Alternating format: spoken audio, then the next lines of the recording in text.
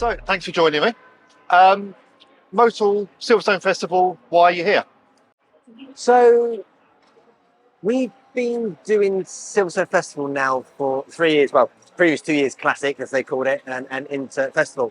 Both Callum and I joined the business about 3 years ago, and Motul had a real desire to really drive on in the four-wheel market. We're number one in the motorcycle market in the UK. Market share, we believe it's about 3.8 million litre market, and about 1 million litres, 1.1 million litres that we sell Motul products in. So we're really, really strong there, but not so much in our car. We really wanted to develop that. So independent aftermarket is one area that we're going. And then we looked at the landscape and said, right, we want to look at classic cars, and we also want to look at the performance market. And naturally, the classic market was a really good place to sit. Loads of car clubs, great pedigree of people. The drivers and owners tend to really know about their cars and want to think about what's been put on them. You know, in some cases, the clubs know so much more about the car than some of the manufacturers do nowadays. Yes, yeah. You know, I would say to people, if you're going to go buy a car, go talk to the car club, because they'll tell you everything you want to know about the car. And this was a really good forum for that, and it really sat with our DNA. You've got the track action and going on in the background here, which is our motorsport is a strong piece for us. Toppled up with the car side, the classic car side, the audience base. It just seemed a really natural fit for us as a brand to come to, and that's why we've continued to do it. And as we've grown and developed, we've launched products here.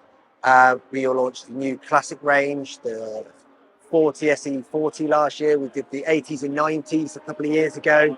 We bring the technical lab, and we give the opportunity for everybody with a car coming as a car club to have an oil sample analysis done on their vehicle. And it's a way of us being able to talk about what we do, how we do it, not just from a branding perspective, but really from a technical perspective. You know, because that's what we are. We're a technical lubricant company going in multiple different areas now.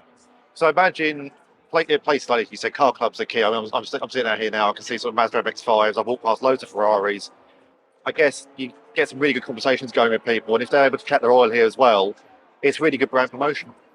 It's amazing brand promotion, and you know, Motul as a brand, we're really passionate about cars and motorcycles, adventures, you know, and the emotion that brings.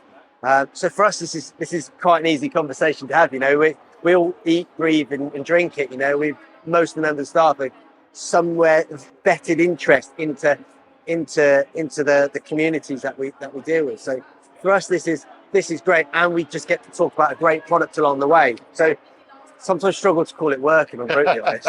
Let's say enjoy yourself here too. That's it. You're here as well, promoting new products. I just wanted to quickly ask about sustainability. Yeah. Because we're very aware the automotive industry is changing. The world is changing. We're more sustainable as a human race than we have been sort of in the last decade or so. Yeah. And Motul is working towards that as well, to become a more sustainable oil company. Is that right?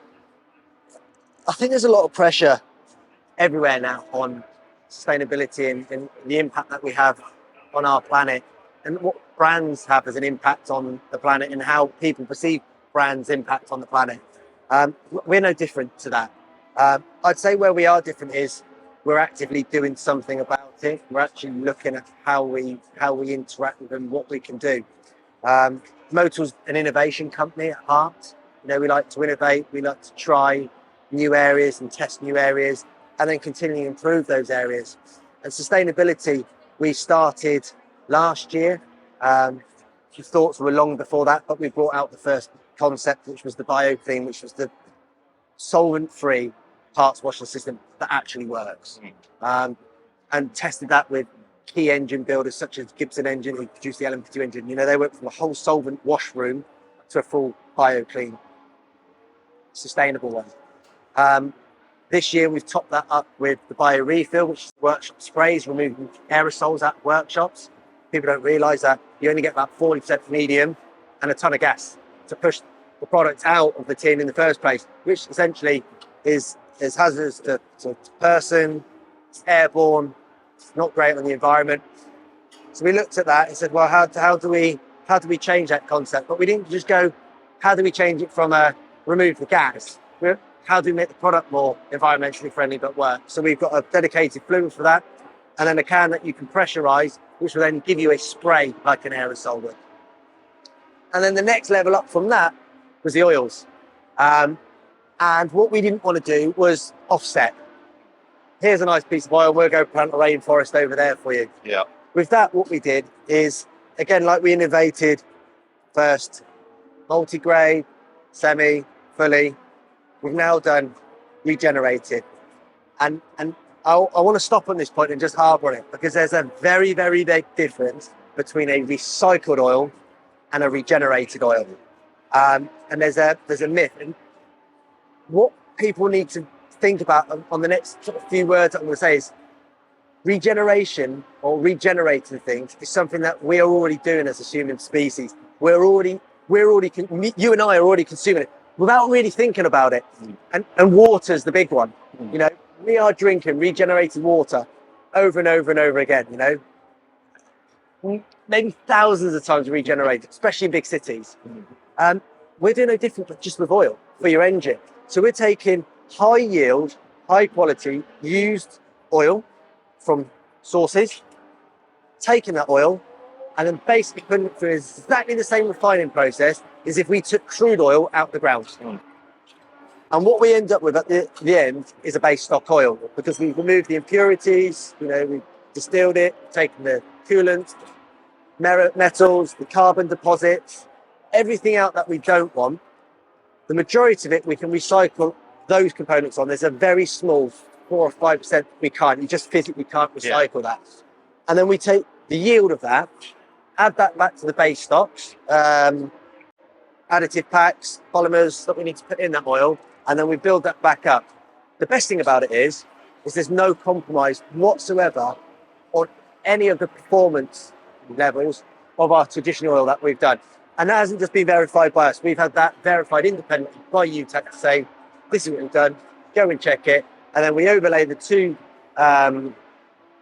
maps, and you can really see where the improvements are coming from the regenerated. So once again, recycled is a very simple process of just sweeping oil, normally remains quite black and dirty, and you use it somewhere else again. Regenerated is brought back to its base stock oil and starting from zero and rebuilding it back up to where it used to be.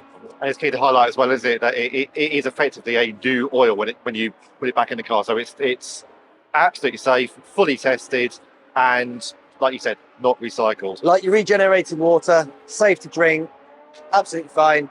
Been drinking it for years, it's caused you no problems. Your engine will get no problems with the oil. And how does the process work? So you're grabbing oil from the garages, going through various different refining methods into bottle. How easy is the process? How long does it take you to set this up? And how effective is it in the vehicle?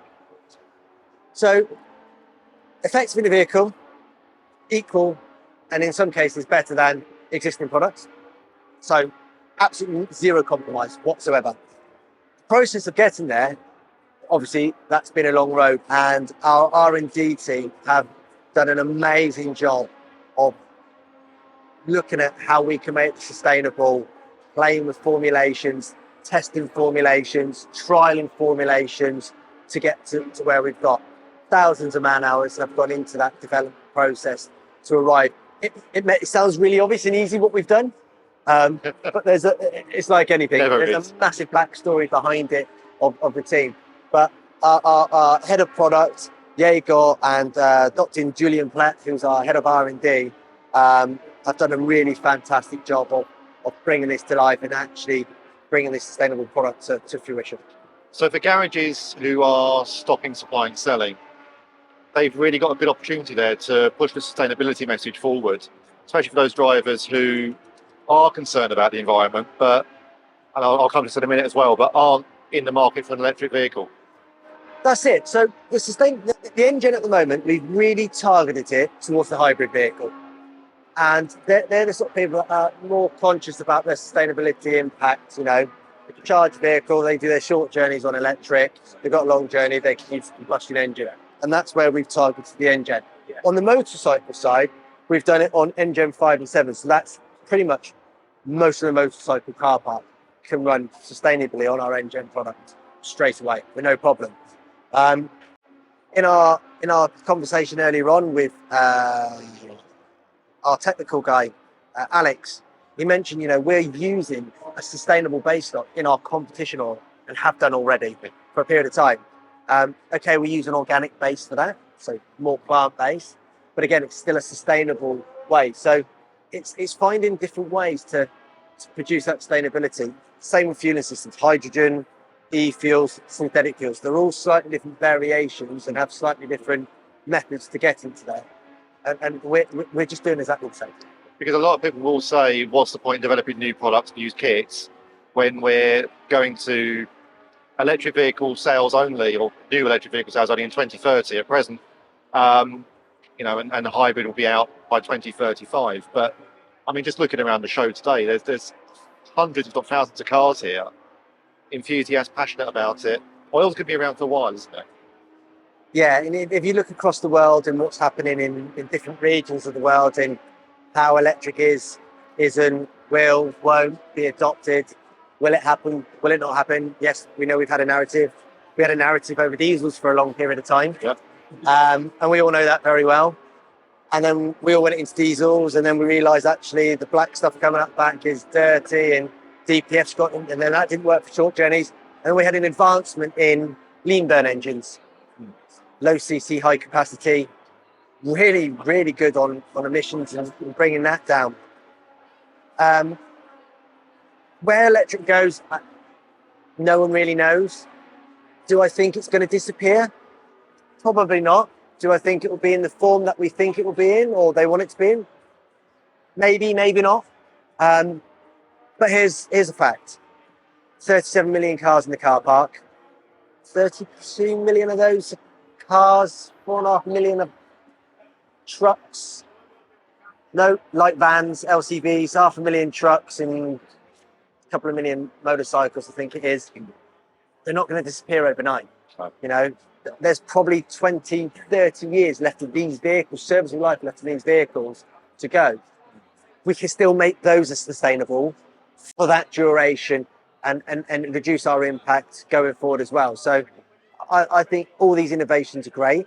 I think they should continue to go. And who knows, there could be, a new fuel cell, a fuel source that works alongside something else. And depending on the application, depending on the location, depending on the need, whether it's last mile, city, country, rural, heavy haulage, there may be a sustainable fuel source for each one of those markets shared across multiples of things. Exactly. And let's face it, these are fun as well. These are fun. A lot of fun. A lot. And the emotion that comes with it, the engine note and bits and bobs. So Exactly. if we can make this sustainable for people to enjoy a little bit longer, I think that'd be a great thing for the consumer, the enthusiast, and the environment. That's not just the regenerated oils that you've got here. You've got a couple other new products at Silverstone's working. Tell us a bit about those.